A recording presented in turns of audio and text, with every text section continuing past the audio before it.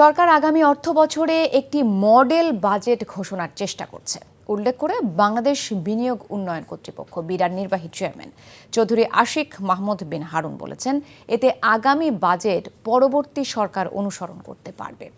আগামী বাজেটে বৈদেশিক সাহায্য কমিয়ে আনার চেষ্টা করা হবে বলেও জানান তিনি। বিকেলে চট্টগ্রাম সার্কিট হাউস মিলনায়তনে সংবাদ সম্মেলনে এসব কথা বলেন বিনিয়োগ উন্নয়ন কর্তৃপক্ষের নির্বাহী চেয়ারম্যান।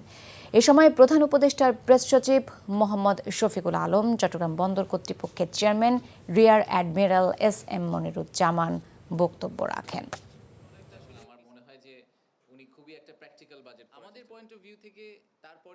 বাজেট সাপোর্টের ক্ষেত্রে যতটুকু সম্ভব বৈদেশিক সাহায্য যাতে কমিয়ে নিয়ে আসা যায়, কারণ আপনি ইনফ্রাস্ট্রাকচার ইনভেস্টমেন্টের জন্য আপনি বাইরে থেকে লোন নেন, that is fine, that's okay, but নিজে চলার জন্য যদি আমি এখন বাইরে থেকে লোন নিয়ে নিজে চলি, that's not a good idea, right? আমরা চেষ্টা করব যে একটা অলমোস্ট একটা মডেল বাজেট করার জন্য এবার, যাতে ভবিষ্যতে সরকাররা, পলিটিক্যাল গভর্নমেন্টরা যাতে ওই বাজেটটাকে একটা বেঞ্চমার্ক হিসেবে নেন।